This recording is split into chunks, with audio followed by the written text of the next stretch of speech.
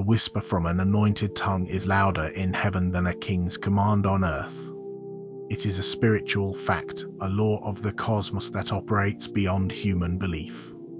And to date, someone found that out the hard way. For 60 minutes, they lived inside the consequence of a sentence you spoke. They witnessed a reality they believed was solid, a system they had perfected, completely fracture and dissolve. All because you muttered a thought under your breath. They are now standing in the wreckage, looking at their hands, looking at the sky, then looking back at you, asking, "What did you do?" They don't understand that your words are no longer requests filed with the universe. They are verdicts. And the case is now closed. Chapter 1: The activation of the living word. For years, your voice was a carefully managed liability. A divine containment protocol was placed upon your throat, not as a punishment, but as an act of profound mercy for the world around you. This protocol was an energetic governor, a celestial limiter placed on a cosmic engine. It was also a chrysalis, a protective shell woven from silence and misunderstanding, designed to allow your soul's true power to develop without being corrupted or diluted by the low-frequency noise of the collective. Every truth you swallowed, every biting retort you held back, every time you chose silence over casting your pearls before swine, these were not acts of submission. They were resistance training. You were strengthening the spiritual muscles of your throat chakra, building its capacity to one day channel a voltage that would have incinerated you in your previous state. You were told you were too loud, too intense, too direct. You were shushed in meetings, talked over in conversations, and ignored in rooms where your truth was the only thing that mattered. Each time you were silenced, you felt the sting of rejection. This was a lie, a necessary illusion to keep an untamed power from scorching the earth prematurely. The universe was not rejecting you, it was protecting them. It was calibrating an instrument of immense power. Your words were not mere sounds, they were, and are, living blueprints. You thought you were speaking into a void, but you were speaking into a divine server, uploading drafts of worlds that were held in a pending file, waiting for your final conscious authorization. This pending file was not a place of forgotten dreams, it was a divine escrow account, holding the energetic potential of every true desire you ever uttered. Each time you spoke a heartfelt wish for justice, for peace, for freedom, it was deposited and held. The authorization happened because the collective timeline reached a tipping point, a critical juncture where your fully matured frequency was required to anchor a high reality.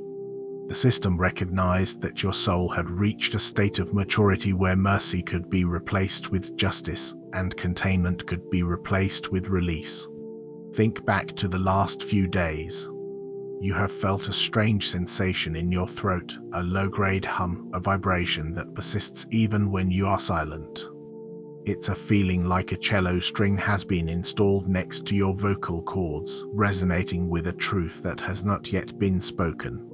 You might have tasted a metallic tang on your tongue, like electricity, right before speaking a truth you could no longer hold back. You may have even felt a sudden warmth in your chest that rose up into your throat, a physical manifestation of your spirit seizing control of its primary instrument. This was not a physical ailment. It was the sound of the engine turning over. It was the power supply to your vocal cords being switched from the municipal grid of human opinion to the direct, unlimited power source of creation itself. The old power source ran on external validation. It required likes, agreements, and permission to function. It was weak, conditional, and always left you feeling drained. The new power source is internal, unconditional, and self-generating. It requires only your authenticity to operate. The 1-hour event was not a coincidence. It was your final exam, and you passed without even knowing you were being tested. You spoke a casual phrase born of exhaustion and frustration. Perhaps it was, "I just wish this entire charade would end." The moment the words left your lips, the air pressure in the room subtly changed, a silent thunderclap only your soul could register. You sighed and moved on, believing it was just another impotent wish. But the universe did not move on. It received the command, stamped it with your unique energetic signature now fully matured, and flagged it as Priority 1, execute immediately. What they witnessed was the collapse of a timeline. The intricate web of lies they had built was a house of cards, and your words were the gust of wind that did not just knock it over but turned the very cards to dust.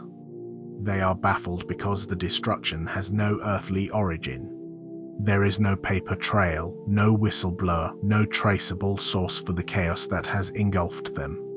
They are checking security cameras that show nothing but flickering lights at the exact moment you spoke. They are interrogating subordinates who know nothing, their faces blank with genuine confusion. All they know is that one moment, they were secure, and the next, it was gone. They are trying to call their allies, but the numbers are disconnected. They are looking for the documents, but the files are corrupted. They are seeking the agreements they made in the dark, but the darkness itself has been flooded with a light that reveals everything. This light originated in your voice. You did not attack them. You simply spoke a higher truth, and their reality, built on a lie, could not coexist in the same vibrational space. It was a spiritual law, as simple and as brutal as gravity. Their downfall was not a personal vendetta, it was a cosmic correction that you authorized. Welcome to the age of the living word. To formalize this activation, this assignment must be anchored. This is not a request, it is a necessary step in the divine protocol. Like this video to anchor the energy of this transmission into your reality. This action is a physical gesture that creates an energetic imprint. Subscribe to this channel to officially join the collective of the anointed who are coming online. This is not about numbers, it is about creating a powerful energetic grid, a network of activated souls who amplify each other's light. In the comments, type the divine code 77 as your energetic signature, signaling to the universe that you consciously accept this mantle of power. This code is a vibrational key that unlocks the next level of your blueprint. Finally, allow this video to play again in the background. Its frequency will recalibrate your subconscious, saturating your spirit with the truth of what you are, overwriting the old programming of silence and doubt. This repetition is for your cells, your DNA, your very bones, tuning them to the new reality you now command. Chapter 2, The Echo. In their reality you have spoken the decree. The initial shockwave has passed. Now, those who stood against you are living inside the echo. An echo is a strange thing. It is the memory of a sound, the ghost of a force, and it is more maddening than the original blast because it cannot be located.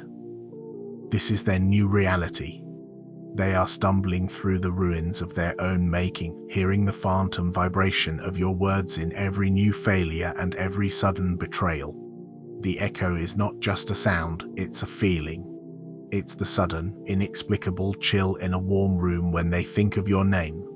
It's the persistent taste of metal on their tongue. It manifests in their dreams, twisting them into nightmares of exposure where they stand naked in a crowd, all their secrets revealed. Their cognition is failing them. They experience memory lapses about key details of their own manipulative plans.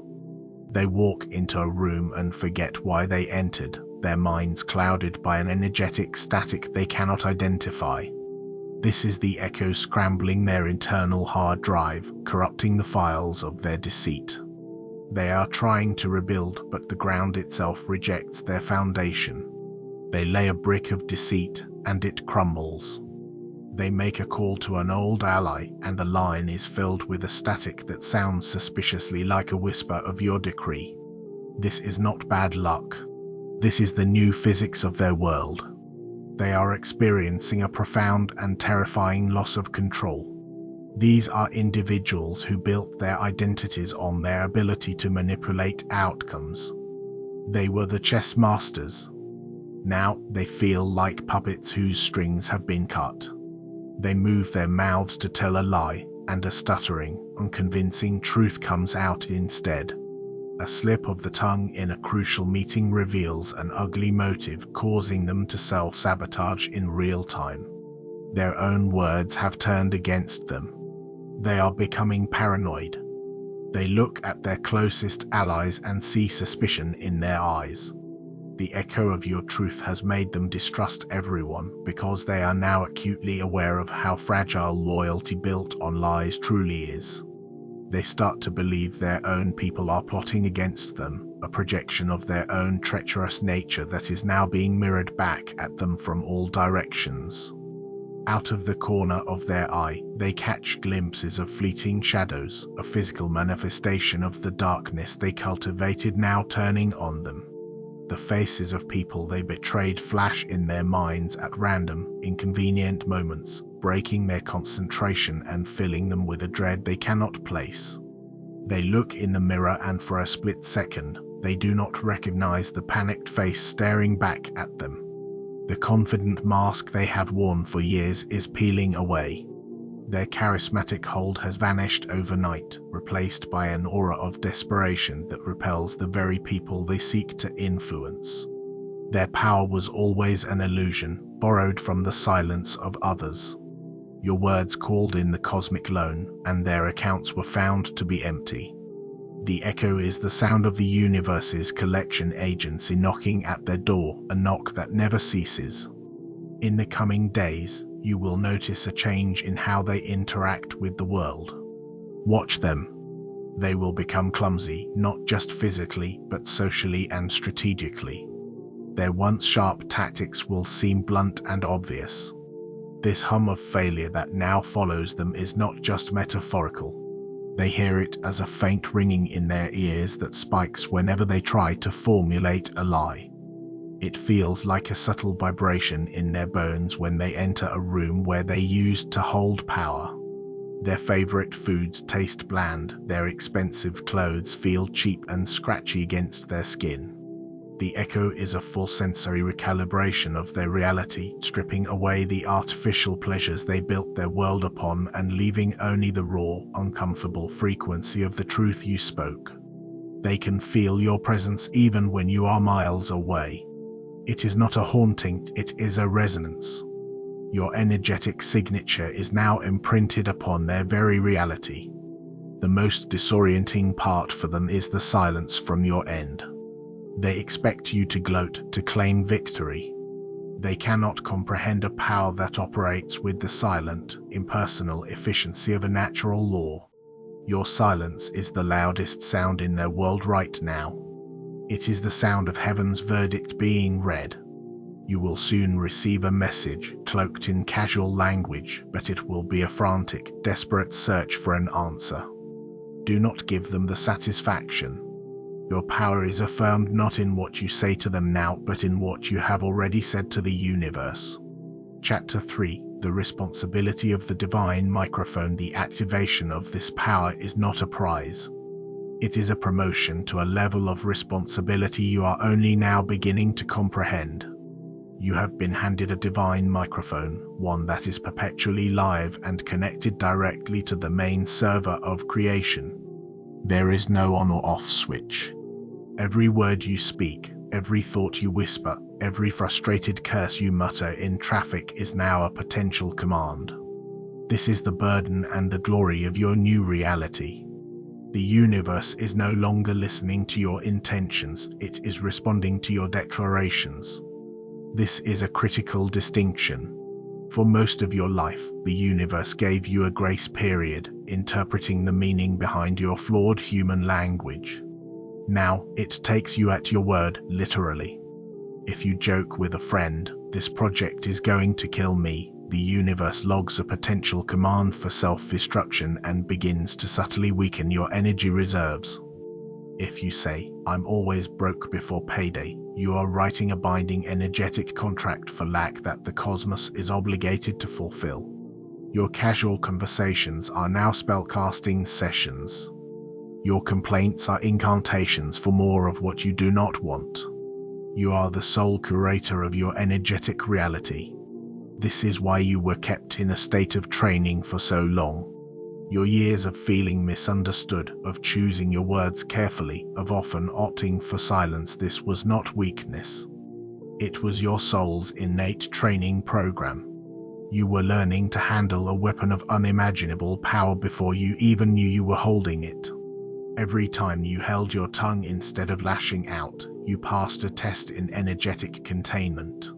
Every time you chose a word of encouragement for another instead of a word of complaint for yourself, you earned a spiritual promotion in constructive creation.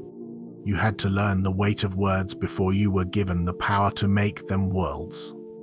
Now, the great test begins. You will be tempted. The human, egoic part of you will want to use this microphone for revenge. It will whisper names into your mind, urging you to speak a decree of failure upon those who harmed you. This is a trap. It is the first and most critical test of your new station. To use this divine tool for a personal vendetta is to misuse it in the most profound way. Think of your creative power as a pure, clear spring of water. It is meant to irrigate the landscape of your life, to bring forth abundance, healing, and new growth. When you use your words to curse another, you are intentionally pouring a vial of poison into that spring. While some of that poisoned water may flow downstream and affect your target, the source itself, your own energetic field, is now contaminated. From that point on, everything you try to create for yourself will be nourished by that same poisoned water. It will result in creations that are weak, misshapen, or that decay quickly. But there is also a positive feedback loop. When you consciously use your microphone to speak life, abundance, and healing for yourself and even for the collective, you supercharge your spring. The water becomes more potent, more vital. This act of generative speech creates an energetic surplus that accelerates your own manifestations and elevates the vibration of everything and everyone around you. It is the ultimate act of enlightened self-interest. The test is to see if you can hold this power and still choose to speak life. Can you stand in the full knowledge of what was done to you and still speak a decree of correction rather than a decree of destruction? A decree of correction is like calling in a divine auditor. It doesn't demand punishment, it demands a balancing of the books. It is a clean, precise, surgical command that requests all stolen energy, opportunities, and recognition be returned to their rightful owner, you. It requests that all fraudulent accounts be closed. The universe, in its infinite intelligence, then carries out this audit with perfect justice. The consequences for them are a direct result of their own actions, not your malice. This keeps your hands and your energy field completely clean. Your assignment now is to become the most conscious and deliberate speaker you have ever been. Treat your words like seeds. Before you speak, ask yourself, is this the world I want to build? Because from this moment forward, the universe is taking notes, and it will give you exactly what you say. Chapter 4: Decoding the language of your own soul. For most of your life, you have been speaking a foreign language. You learned it to survive. It is the language of the system, the collective, the wounds. It is a dialect of doubt, a vocabulary of limitation, a grammar of compromise. It is a language filled with phrases like "I can't afford that," "That's just my luck," "It is what it is," and "I have to be realistic." These are not simple observations, they are hypnotic spells of conformity. You spoke in corporate jargon that masked true meaning, in social niceties that avoided authentic connection, and in self-deprecating humor that was a coded cry for validation. This foreign language, while necessary for a time, acted as a buffer, a safety mechanism that dampened the power of your decrees. It was a mercy. But that time is over. To wield the power of the living word, you must now become fluent in the native tongue of your own soul. This is not a language you learn from books. It is a language you remember. The process of remembering feels like clearing your throat after a lifetime of dust has settled there. The first few words will feel alien, even arrogant, in your own mouth. They are the I am statements. To stand in front of a mirror and declare, I am sovereign, I am abundant, I am protected, might feel like a lie at first because the physical evidence of your life has not yet caught up to the spiritual fact. This dissonance is part of the process. You are speaking a future reality into the present moment. Your words are the bridge. With each declaration, the bridge becomes more solid. The vibration of these words will feel different in your body. They will resonate not just in your throat, but in your chest, in your bones.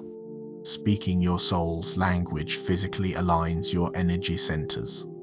You will feel a warmth spread through your solar plexus, a clearing in your throat chakra. As you continue to practice, you may even notice your physical appearance subtly shifting. A new light will enter your eyes, your posture will straighten, your entire presence will radiate a vibrant authenticity because your physical form is finally aligning with your true energetic signature. Even the timbre and pitch of your voice may change, becoming deeper, more resonant, and carrying an undeniable weight of authority. People will comment that you seem different, and they won't be able to put their finger on why. It is because you are no longer broadcasting from the frequency of your personality, but from the unshakable frequency of your soul. You will find this language emerging unexpectedly. In a casual conversation, you will articulate a piece of wisdom so profound that it stops everyone in the room. It was not a rehearsed thought, it was a direct download from your soul's lexicon. This soul language is a form of light language, even when spoken in English. Each word is a carrier wave for a vast amount of data, coding, and healing frequencies. When you speak it, you are not just communicating an idea, you are transmitting a spiritual technology that repatterns reality on a quantum level. Consider each word from your soul as a piece of divine software. The I am statements are like installing a new operating system. Words of forgiveness are like running a defragmentation program on your past. Words of gratitude are like a high-speed connection to the server of abundance. The foreign language of the system was like an old, virus-ridden software, slow and full of bugs. Your native tongue is a seamless, light-speed program that executes commands instantly and without error. You are no longer just a user of reality, you are its lead programmer.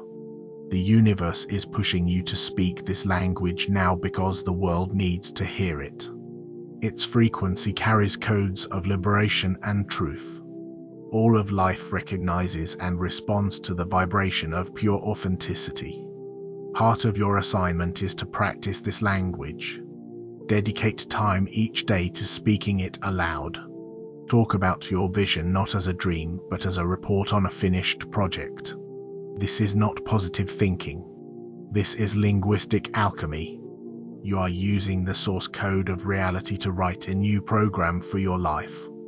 The world may call you delusional. Let them. They are still speaking a dead language. You are speaking the living word. Chapter 5. The collapse of the old narrative. Every lie told about you, every piece of slander, every mischaracterization was a brick in a wall they built to contain your identity. This wall was their narrative, a story they wrote to define you and control you. It was constructed with weak materials, whispers, gossip, projections born of their own insecurities, and outright falsehoods. These materials have no energetic integrity. They are like spiritual styrofoam, designed to look solid but crumbling under the slightest pressure of authentic frequency. For a long time, this wall seemed solid. It cast a long shadow over your life, and at times, it may have even convinced you. You may have looked at the graffiti of their opinions, unstable, difficult, not a team player, and mistaken it for a true reflection of who you are. Now, with the activation of your voice, you have been handed the tools for divine demolition. Your spoken truth is not just another opinion. It is a spiritual fact, and in the presence of a spiritual fact, a narrative built on lies cannot stand. It is a fundamental law of energy. Light does not fight with darkness, it simply reveals that darkness was nothing more than the absence of light. Your truth does not argue with their lies, it simply starves them of the energy they need to exist. Your words now function as this light. When you declare your truth, I am worthy, I am guided, my integrity is my shield, you are not engaging in an argument with their narrative. You are rendering it obsolete. Think of the slander they spread as temporary graffiti scrawled on the walls of a divine temple. Your spoken truth is the pressure washer of heaven, erasing their work in real time. This is not your cousin on Facebook arguing with a paragraph. This is about real receipts from the Akashic records being made public through your frequency. Every time you speak an I am statement that contradicts their lie, you are pulling a file from the cosmic archive that proves your case. The energy of that file is released into the collective consciousness, and it silently goes to work, correcting the record. Furthermore, undeniable physical proof will begin to surface. The email they thought they deleted will suddenly appear in someone's inbox. An old voicemail will be discovered. A witness who was silent for years will suddenly feel a divine nudge to speak up. The universe will conspire to bring 3D evidence to support the truth you have decreed. What's more, the very energetic signature of their lie is now being returned to sender. The slander they attached to your name now unattaches from you and boomerangs back to them. People in their circle will start to unconsciously associate the negative qualities with them. It is a cosmic law of return that you have activated simply by standing in your truth. They are being forced to live in the truth you have decreed. It is a terrifying experience for someone whose entire existence is propped up by illusion. Their masks are becoming transparent. Their memory of their own lies begins to fail them. In the middle of spinning a tale, they will forget a key detail, contradict something they said 5 minutes earlier, or accidentally admit a piece of the truth. Their web of deceit is becoming so tangled that they are getting caught in it themselves. People who once hung on their every word now get a confused look on their face, an intuitive sense that something is off. The charisma that once masked their deception has evaporated, leaving only the awkward, flimsy structure of the lie itself, exposed for all to see. Their empire of illusion is being dismantled brick by brick, not by an external force, but from within, as the vibration of truth you've released corrodes their foundations. You did not hunt them down. You simply turned on the lights in the room, and they were revealed for what they have always been. In the coming weeks, watch for the old narrative to crumble publicly. People will come to you and say, I never believed what they said about you, even though you know they once did. They will not be lying. The frequency of your truth literally changes the past in the minds of others. It overwrites the false memory with the true one, like updating a corrupted file. This is the power you wield. You are not just telling a new story. You are revealing the only story that was ever true. Chapter 6, Speaking Worlds, not just words. The scale of your power is expanding. You have moved beyond influencing situations and are now entering the realm of creating realities. You are speaking worlds, not just words. This is the next level of your assignment. Your words are not merely descriptions of the world, they are acts of terraforming. When you speak of peace, you are seeding a vibrational field where chaos cannot survive. When you speak a world of clarity, the fog of confusion lifts. When you speak a world of divine timing, you become the conductor of the orchestra of synchronicity. Now, you must learn to speak the world of sovereignty. This is a decree that establishes an impenetrable energetic boundary around you. When you declare I am sovereign, you are announcing to all realms that your energy, your time, and your focus are under your exclusive control. Attempts at manipulation, psychic attack, or energetic vampirism will no longer be able to find a foothold. They will slide off your auric field. You must also now speak the world of divine flow. This is different from simple abundance. Abundance is having resources. Flow is the state of effortless creation and reception where the resources appear exactly when needed, without struggle, strain, or force. When you decree that you live in divine flow, you are commanding the universe to remove all friction between your desire and its manifestation. Obstacles dissolve. Red tape vanishes. The path of least resistance becomes your default reality. Finally, you must speak the world of inspired action. This is the antidote to hustle and grind. A decree of inspired action means you will receive divine downloads, brilliant ideas that feel effortless and exciting. You will be guided to take the exact right step at the exact right time, actions that produce maximum results with minimum effort. You will no longer have to force things to happen. Instead, you will be moved by a current of divine intelligence, acting from a place of joy and alignment, not struggle and strain. This is the new paradigm of creation you are now authorized to inhabit. This is why your period of isolation was so crucial. You believed you were lonely or abandoned. This is a misunderstanding. You were in a divine sound booth, a spiritual recording studio. The universe had to separate you from the noise and pollution of the collective's doubt and fear.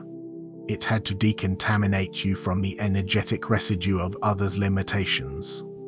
In that sacred silence, you were forced to listen to the only voice that mattered, your own. You were being protected so you could hear the pure, clear signal of your soul. In that silence, you learned to distinguish your truth from their opinion. You learned to find comfort in your own presence. You learned to be the sole authority in your own reality. That was not a punishment, it was the final stage of your training. Now, you are ready to broadcast. Every significant declaration you make is a new world being born.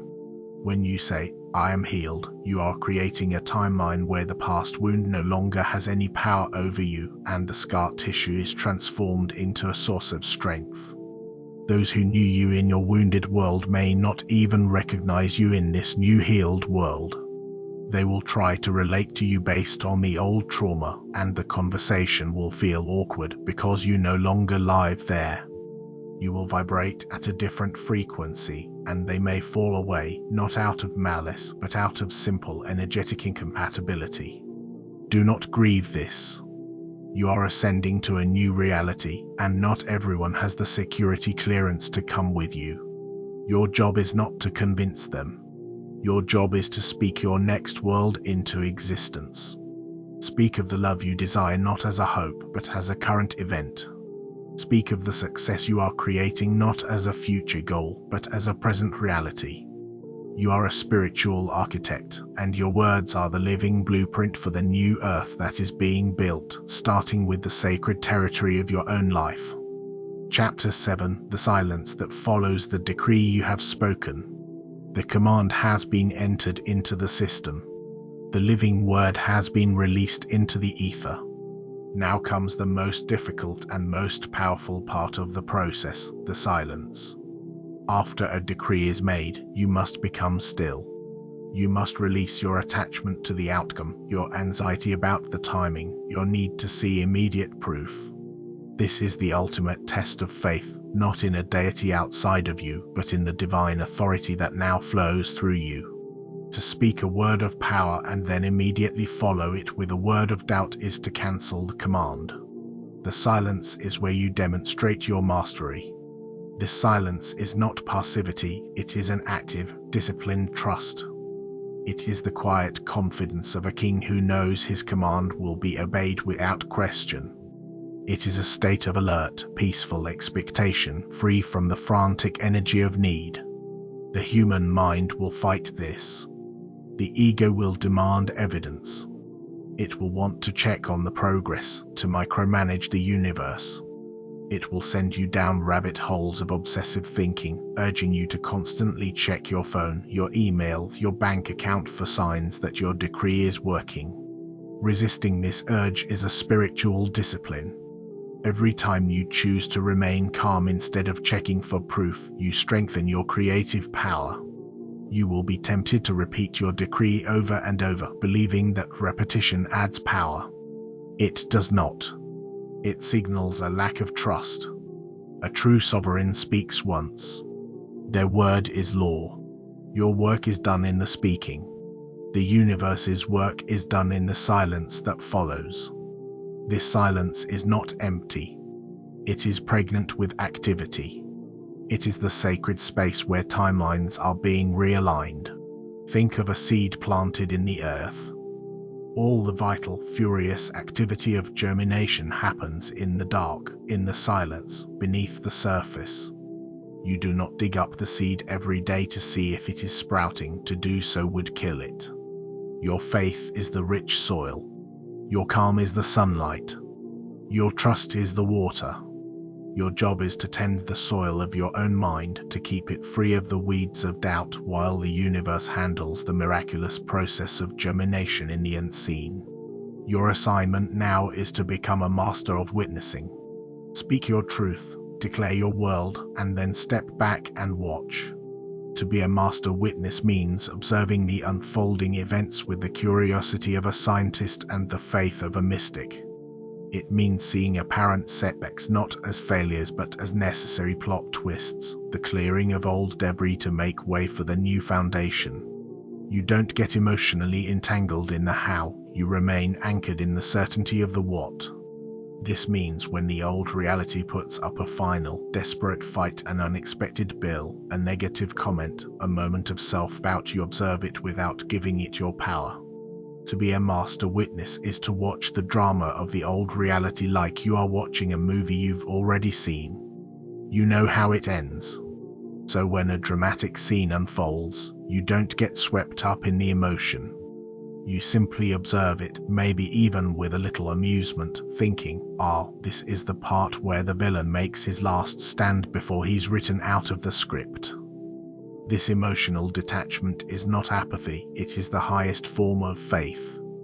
It is a powerful declaration to the universe that your focus is unshakably fixed on the new reality, rendering the old one's theatrics powerless and irrelevant.